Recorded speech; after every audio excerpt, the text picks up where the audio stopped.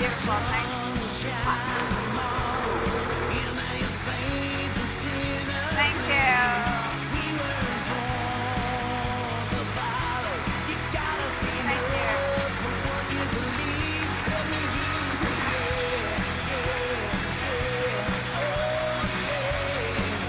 Wow.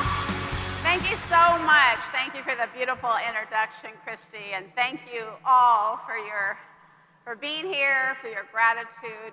You look beautiful. I kind of want to soak it all in. I guess I'm not going to do this forever.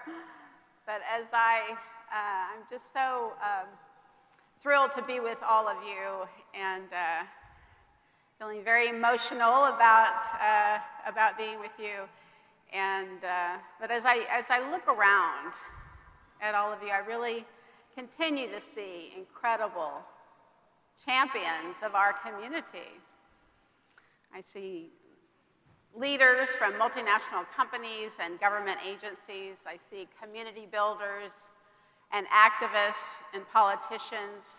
I see committed people who are committed to equality and freedom, really from all over the world. But seeing you here makes me feel more confident than ever in the future of LGBT workplace equality. I think we all know that we still have a lot of work to do, and together we will write the next chapter for Out and Equal and for this incredible movement for equality. Thank you. You know, to be lesbian, gay, bisexual, and transgender in 2017 is to stand in the messy middle pages of our movement's history. We look behind us and acknowledge just how incredibly far we've come. We look forward to see to imagine an even greater future of living free. And of course, in the moment, we just see how imperfect progress can be.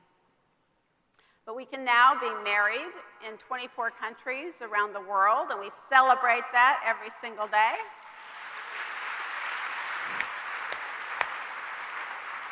And yet in 76 countries, we can still be arrested, imprisoned, and even killed simply because of who we are and who we love.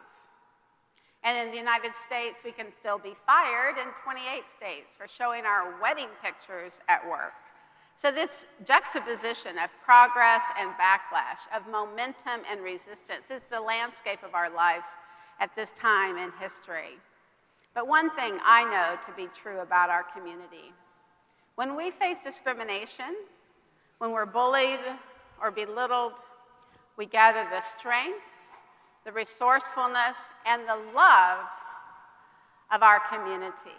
And then we are unstoppable. Well, like all journeys, the journey of Out and Equal started with one step, and in our case, there were many steps, but one of them was the step that I took out of the closet and into my life as an out proud lesbian. I came out to myself when I was in seminary, studying to be a Presbyterian minister, and it was there that I found myself at a crossroads. I could follow my dream of becoming a minister as long as I was willing to lie about who I am. And I could follow my heart and live openly only if I was willing to give up this dream of becoming a minister. No one should ever be forced to make that choice. But I remember making that very difficult decision finally to be out, which meant essentially kind of getting kicked out of the ordination process. Because let's just say the Presbyterian Church wasn't as thrilled with my realization that I was a lesbian as I was, but I started feeling this overwhelming anxiety of, well, now what am I going to do?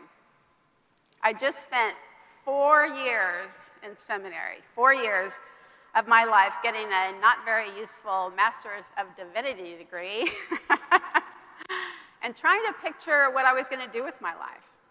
Well, during that time, a friend of mine asked me, Selisse, if you could do anything in the world, anything at all, what would it be? And I remember I didn't even hesitate. I wasn't even thinking about it. I just said, I kind of blurted out, if I could do anything, I'd want to lead a national LGBT organization. Well, I had no idea that there was so much power in that statement. Looking back, I might have thought to say that I was going to travel in a yacht around the world. I don't know, but even as I was saying those words, I remember thinking, I have no idea how to do that. Where would I even start? I knew nothing about running a nonprofit and even less about starting one. Although I think many of you know that my only experience at that point in my life was starting an organization my last year in seminary, and it was called SLUTS, which stood for Seminary Lesbians Under Theological Stress. Very committed group of women. But really, other than sluts, I really didn't know how to build a nonprofit organization from scratch. But I did know how to bring people together. I had a passion for building community, and that I didn't want anyone ever have to choose between the career they love and the person they love. So a little over 20 years ago, I started with a big dream, a borrowed desk from the United Way of the Bay Area, a lot of wonderful volunteers, and no money. And 20 years ago, as we all know, there were no employment protections for LGBT people. But instead of focusing on the laws that I just didn't feel like I could change, I started talking to companies, one by one, about the importance of LGBT policies and guiding them towards making their workplaces more welcoming. And I had more than just a dream and a story. I also had the power of lesbian networking. Before there was social media, there was the LGBT community, and we knew better than anyone how to make stuff happen and get things done. Yes, there really is a gay mafia. Well, I didn't know personally how to get domestic partner benefits passed, for example, but I knew people who did. I'd never started an employee resource group, but I had friends all over the country that had started one. One of the earliest lessons I learned starting out in Equal was that I didn't have to have all the answers, I just needed the community. And so through the power of asking, the generosity of volunteers, and the sheer audacity to believe we could do it, we hosted the first Out in Equal Summit in 1999 in Atlanta. And I was so excited when almost 200 people showed up to forge lifelong bonds of friendship and solidarity. It was quite an amazing summit. That's not to say that there weren't setbacks. The AV company that we hired that year, they were all setting up the lights and the sound and learned it was an LGBT event. And they put down the lights, they put down the equipment, and they left the building.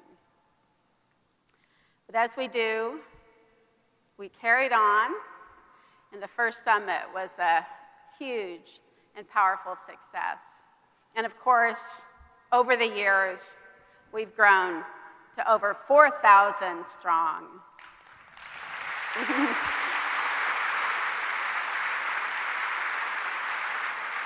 In the beginning, our constituents were primarily from California and New York and several other large cities. Well, today we are from every state in the United States and from countries all over the world. Our global work has grown by leaps and bounds since our first global participants in 2003. This year, we're thrilled to have 3 global fellows with us from Kenya, India, and Latvia. Suresh acknowledges that coming out has been the best thing that has happened to him. He is committed to improving the lives of LGBT people, and particularly the transgender community in India. He sees firsthand the limited opportunities that transgender people have and is committed to making a difference. Levi's grew up in Kenya, where anti-LGBT laws are rampant. He spent a year volunteering in a church, hoping to be somebody else. But needless to say, it didn't work, and he knew that he wanted to live authentically. So even though he excelled in school, he was time and time again denied jobs for no apparent reason, though the reason was clear to him. So eventually he started his own company where everyone can be themselves at work and be accepted and celebrated. Casper's has a passion for LGBT inclusion and has been part of every Pride celebration that has taken place in his home country of Latvia. The very first Pride March was held in 2005 with 70 marchers and participants. Casper's and these 70 courageous marchers were met by 3,000 protesters, many of whom were violent. But because of Casper's and others' tenacity and leadership, this past year, there were 5,000 Pride participants and only 40 protesters. So we join him in celebrating that progress. As I think back over these last 20 years and recall how we made all of this happen, I think about people like Casper's and Levi's and Suresh, and I think about you, and I think about your stories. Our stories are so important, and it's our stories that are changing the world. During the time that Don't Ask, Don't Tell was still in place, Major General Tammy Smith wanted to speak out and make her voice heard. So she took up the only option available to her at the time. Every week, for years, she wrote anonymous postcards to legislators. She signed her rank, but given Don't Ask, Don't Tell, she never signed her name. Well, years later, a Republican senator was being interviewed on the news about shifting her stance on LGBT people in the military. And when asked why she changed her mind, she held up a postcard that Tammy had sent her years earlier. She shared that when she realized that we were asking someone to lie about who they are, while they are willing to sacrifice their life for their country, she could not stand by any longer. One postcard from one person changed the course of history and impacted thousands of LGBT lives. Well, as Tammy shared her story with me, she also shared the photo that she took the day that she actually met with Senator Susan Collins from Maine, who still had the postcard on her wall all these years later. Tammy would have loved to be with us today, but she's on assignment on the other side of the world, still serving, still protecting our country, but finally, as an out, proud lesbian Major General.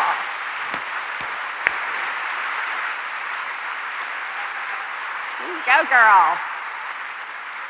Our stories are so powerful. Everyone in this room knows that. You've been telling your stories and inspiring others to do so, and together we are changing the world. And what better time to focus on our stories than today on National Coming Out Day. But I'm so proud